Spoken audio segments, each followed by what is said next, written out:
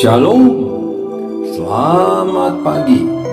Sate pagi hari ini bertemakan apa orang berusia masih bisa belajar? Karya Pendeta Dr. Andar Ismail dari seri buku Selamat Menabur, terbitan BBK Gunung Mulia. Silakan Anda menjawab kuis ini dengan melingkari kata benar atau salah di depan tiap soal. Nomor 1. Benar atau salah? Orang di atas 55 tahun kalah cerdas dari orang berusia 20 tahun. 2. Benar atau salah? Kemampuan penglihatan, pendengaran, dan indera lain pada orang dewasa serta lanjut usia menurun. Demikian juga kemampuan intelijensinya. 3. Benar atau salah? Kinerja karyawan berusia 50-60 tahun lebih buruk. Mereka lebih sering absen, lebih sering membuat keliruan ketimbang karyawan yang lebih muda. 4. Benar atau salah? Orang di atas 65 tahun sudah tidak bisa berubah pendapat dan tidak bisa mempelajari bahan-bahan yang baru. 5. Benar atau salah? Kebanyakan orang di atas usia 65 tahun akan menjadi pikun. Apakah jawab Anda dari kelima pertanyaan itu? Berapa yang Anda lingkari benar dan berapa salah?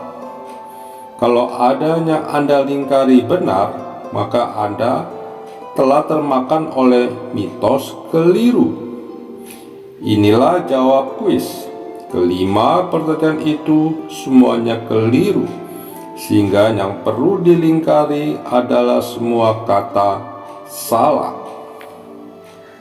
Kelima pertanyaan kuis itu keliru sebab berbagai penelitian terhadap golongan usia 45-70 tahun sejak dasawarsa tahun 1920-an hingga akhir-akhir ini menunjukkan bahwa orang tidak berkurang kecerdasannya karena usia.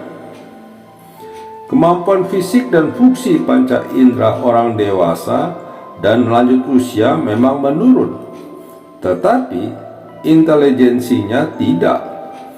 Memang orang lanjut usia kalah cepat dalam mengolah informasi, namun ia lebih unggul dalam mengkategorikan dan mengintegrasikan informasi.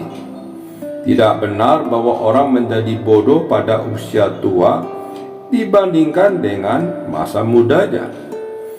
Banyak orang yang sampai akhir hayatnya di usia lanjut tetap berpikir cerdas dan terang. Akan tetapi kenyataannya ada orang lanjut usia yang fungsi otaknya menurun. Penyebabnya bisa berbeda-beda. Penyebab yang tidak terelakkan ialah penyakit otak, misalnya penyakit Alzheimer, yang mengakibatkan penderitanya kehilangan daya orientasi, daya ingat, dan daya konsentrasi, serta menimbulkan pola berpikir yang kacau, mudah terusik dan gelisah. Untunglah kasusnya jarang terjadi. Penyebab yang lebih umum terletak pada sikap dan gaya hidup kita sendiri. Banyak orang dewasa jarang menggunakan intelijensinya. Ada orang yang setelah tamat dari sekolah lalu menghentikan kegiatan belajar. Ia jarang membaca buku, ia hampir tidak pernah mengikuti kursus atau penataran. Akibatnya menurunlah fungsi otaknya.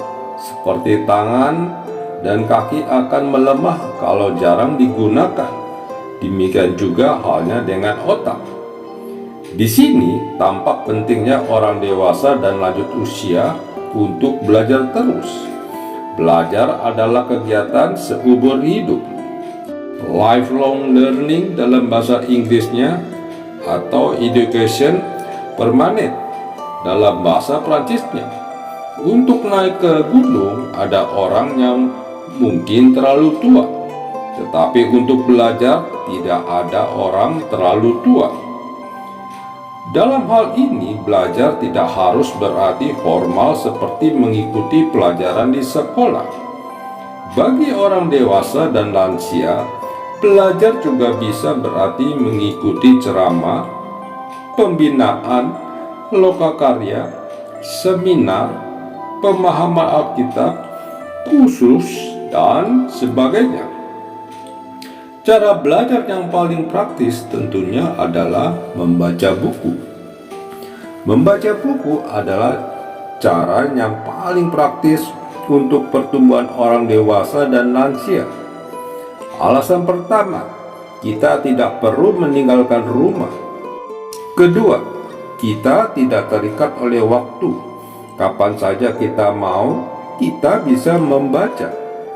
Ketiga, kita bebas melakukannya dengan tempo atau kecepatan kita sendiri. Keempat, kita bisa mengulangi lagi bila perlu. Kelima, kita bebas untuk memilih sendiri bahan yang kita minati. Yang penting kita mempunyai itikat baik. Membaca buku bagi orang berusia lanjut memberi faedah ganda pada satu pihak, memelihara kebugaran otak serta kesehatan jiwa, dan pada lain pihak menambah pengetahuan, wawasan, dan iman. Dalam Alkitab ada banyak contoh orang lanjut usia yang gemar membaca. Salah seorang di antaranya adalah pengarang Mazmur 119. Agaknya ia tergolong para bijak mengarang pada usia tua sesudah zaman pembuangan Babil. Isi Mazmurnya menggambarkan kegairahannya dalam mempelajari kitab Taurat. Perhatikan bahwa Mazmur ini terdiri dari 22 bait, tapi bait terdiri dari 8 ayat. Di tiap ayat ia melukiskan keindahan isi Taurat yang dipelajarinya. Untuk itu dalam tiap bait ia memakai 8 sinonim yang berbeda sebagai pengganti kata Taurat: firman, perintah, janji, ketetapan, petunjuk, titah, hukum, peringatan. Jadi tiap ayat yang berjumlah 176 itu semuanya berpokok tentang kitab Taurat. Perhatikan betapa besar gairah pengarang Mazmur 119 ini untuk belajar, dan berkali-kali ia berseru, "Ajarkanlah kepadaku," atau "Buatlah aku mengerti." Perhatikan juga aksentuasi atas kata belajar dan apa yang menjiwai, yaitu perasaan gemar. Kakek tua yang mengarang Mazmur 119 ini adalah seorang yang gemar belajar. Perhatikan pula pukul berapa ia sudah mulai membaca. Pagi-pagi buta aku bangun dan berteriak minta tolong. Aku berharap kepada firman-Mu. Aku bangun mendalui waktu jaga malam untuk merenungkan janji-Mu. Dibandingkan dengan mazmur-mazmur lainnya, Mazmur 119 ini mempunyai bentuk literer yang unik. Namun bentuk ini tidak tampak dalam Alkitab kita karena sudah menjadi terjemahan. Dalam bahasa Ibraninya, Mazmur 119 ini berbentuk akrostik abjad sendiri dalam 2 stanza sesuai dengan jumlah huruf dalam abjad Ibrani, yaitu Alef, Bet, Gimel, Delet, He, Vau, Sain, terus sampai Tau. Semua ayat dalam stansa pertama mulai dengan huruf Alef. Semua ayat dalam stansa kedua mulai dengan huruf Bet, dan seterusnya. Mazmur ini adalah karya sastranya unik. Entah berapa usia pengarang Mazmur ini, mungkin 60 tahun, mungkin 70 tahun, mungkin juga lebih. Tetapi yang pasti, walaupun ia sudah berusia, ia masih belajar. Amin. Mari kita berdoa. Bapa Surgawi, kami bersyukur dan terima kasih atas renungan pagi ini. Biarlah kami dapat mengingat bahwa belajar tidak ada batasan waktu. Terima kasih ya Tuhan. Amin. When peace like a river attended my way, when sorrows like sea billows roll, whatever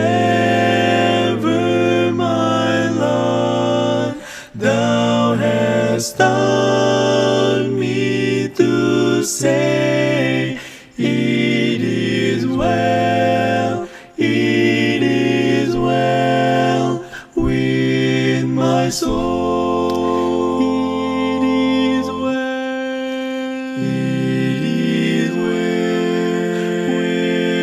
my soul, with my soul. It is well with my soul, with my soul. And Lord, haste the day when the faith shall be sight, the clouds be rolled back as us roll,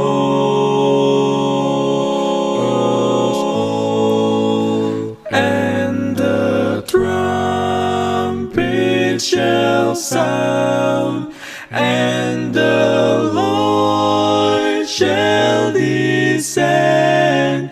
Even so, it is well with my soul. It is well with my soul, with my soul. It is well with my soul.